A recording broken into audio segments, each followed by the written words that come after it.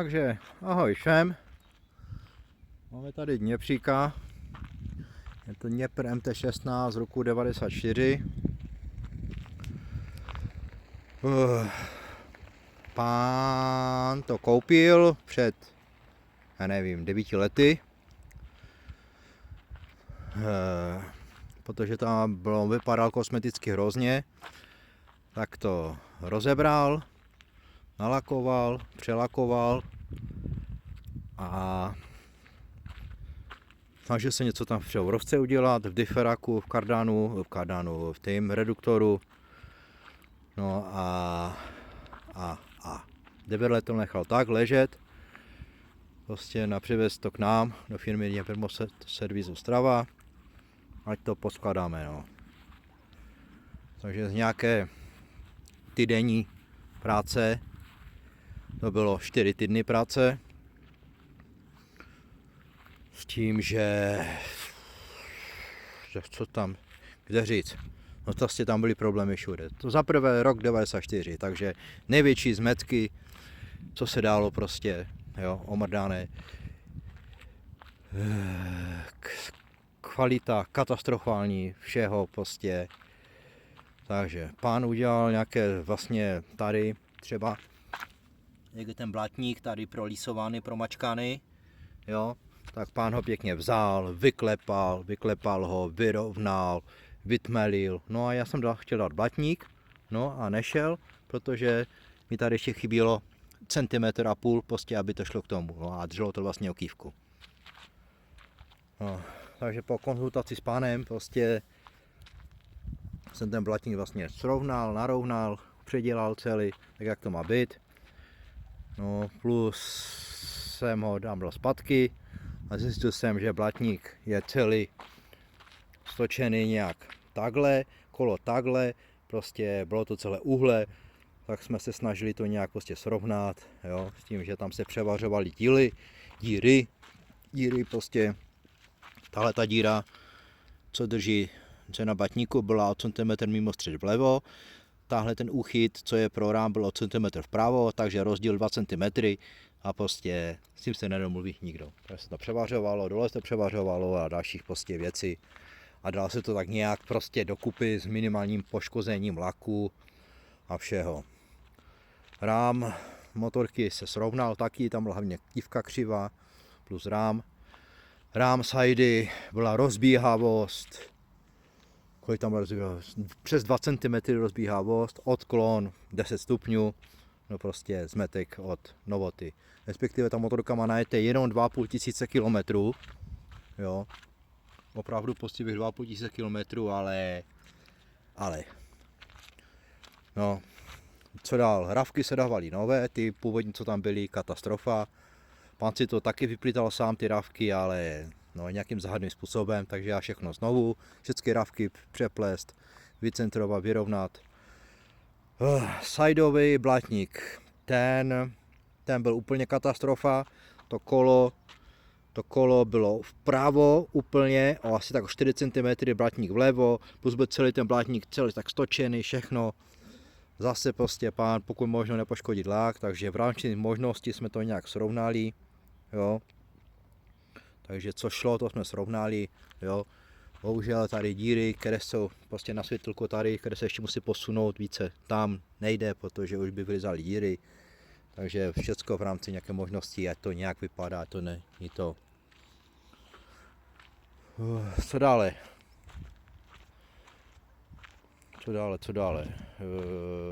Přední vidlice, ta se musela udělat celá znova, vevnitř byla rez, normálně, zvenku rezava, jo, chromy se museli udělat, protože to bylo všechno rezavé, ta motorka musela někde dlouhé roky ležet venku, prostě si myslím někde na té Ukrajině, v tom Kyjevě, jo. No se tam bez kontakt, no prostě se to nastartovalo, po první startu, než jsem to nastartoval, jsem měřil tlaky ve valcích, mělo to 7,5, říkám, super, OK. No, jenže to bylo první start, no, motorka nešla se řídit, prostě dělala si, co chtěla, prostě, tak jsme znovu asi po, já nevím, půl hodině startování a běhu motora, různé serizování, prostě laborování ze vším, jsme znovu změřili tlaky a byly tam speedu 5 atmosfér, což pro Dněpra vrchový motor je nereálné a prostě z toho motorku se nedomluvíte. Takže hlavy dolů, hlavy byly prostě ventily, vodítka v katastrofálním stavu. Dával jsem to na svůj kanál na Facebooku, tam jsem ukazoval video. Prostě tam byly vůle půl milimetrové v těch vodítkách. Popraskané pružiny na ventilách, jo, a dalších prostě milion věcí. Prostě ty hlavy byly celé šrot.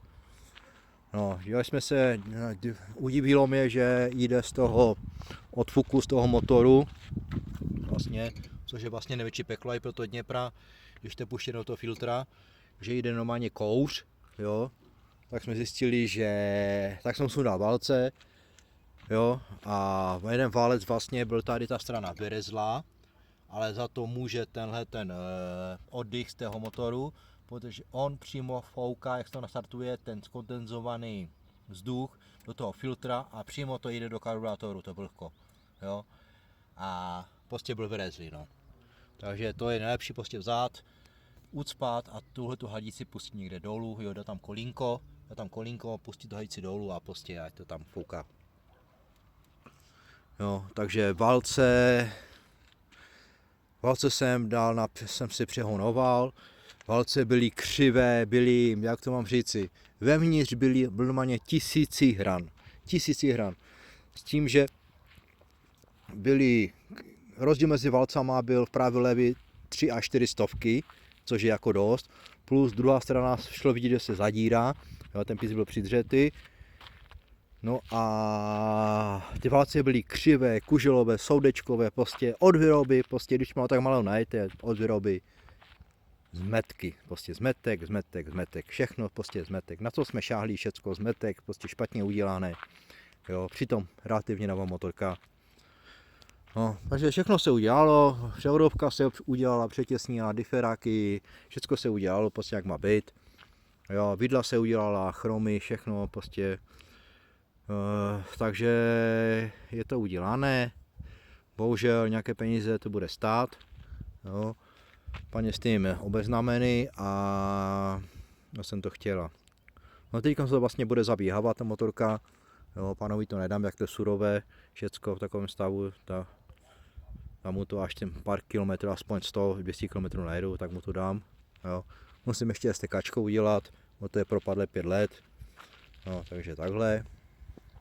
No jinak motorka jede, jo, dobí, svítí, jo, ta elektroinstalace, co tam je, ta původní, ježišmarja, opravdu to zlaté Mky, zlaté kačka, jo, ty novější typy motorek, prostě to je hrůza. Je to vlastně náhon na sajdu, to má, jo, tak si to zaschová trošku jinak, má to vlastně i brzděnou sajdu, jo, potom vlastně ještě to musím, teďkom to mírně táhne při brždění doprava, jo, což si myslím je v pořádku, uvidím, jak tam dám nějakou osobu těžší, 80 kg, co to udělá, to by se mělo srovnat tím pádem, no. Takže takhle, no. Říkám prostě, to jsou ty prostě motorky jenom na poskladání a prostě dělá se to celé, protože všechno je špatně a tady u těchto motorek neplatí, jak to rozeberu, tak to aj složím, protože už od výroby je to špatně udělané, jsou to zmetky prostě a všechno otázkou času, když se to prostě něco pokazí, jo. Takže jsem říkal, že hráme je všechno srovnané, prostě teď to má geometrie, tam je perfektní, nikde to netáhne, nikde nebude žádný problém, řídka nekmítají, nic prostě, jo, ten třetí tlumič, co je tady vlastně, ten je úplně volný, to prostě, jo, úplně volný, jo, ten je tam na parádu, jo. Když mám udělané geometrii správně, srovnané rámy, přední vidlu udělanou, prostě ravky nové, tak ten třetí tlumič nepotřebuji vůbec k životu, jo. No, ještě jsem doporučil panovi ty výfuky vyměnit, ty tlumiče hlavně, protože tady je jeden nějaký nerezový dělaný, jo. A nevím, kdo tam co dělal, jak vevnitřku ty tlumiče, jak jsou poskladané, druhý je původní, správně tady má být vlastně, je to 16, 94 rok, takže to by mělo být ze 2 do 1 tlumiče udělaný, jo. nevím, ta motorka jako jede všechno a zdá se mi taková přibržděná, je taková, nevím, jo. Zaprvé to je teďko mají surové všechno, takže to je kvůli to, ale nevím, no, takové, tak si tupe se mi to zdá. Takže takhle, no. Celkem dost nových dílů tam přišlo a když to řeknu tak, no ta přední vidle to jasně, to tam to je dneska 7000, nové trubky, nové pouzdra, přehonovat všechno, chromy nějaké 4000, jo, no a plus díly, prostě gumy sedla, byly popraskané, zničené za ty roky, jo, a to prostě naskáče na nějaké peníze, no. Takže dobré, no, takže v pondělí na STK musím s tím zajet a s tím můžu jezdit. Jo, jsou tam karbatury pekary, jo, to jsou ještě ty původní, originál pekary, ty kvalitní, ne ty, co se dneska prodávají, ty činy, jo. No. Sám jsem čuměl prostě, že říkám mu, ježišmar, to jsem ti posílal kdysi, před 9 lety. Jo, takže tak dlouho to má. No, já nevím, palivo by koho jsem dával nový, protože ten, co tam byl, nebyl nic. No a hlavně gumové díly, ty prostě, když byly nové, tak za ty roky prostě stařely. Lánka naplň, všechny lánka si měnili. Jo. No a další prostě věci, jo.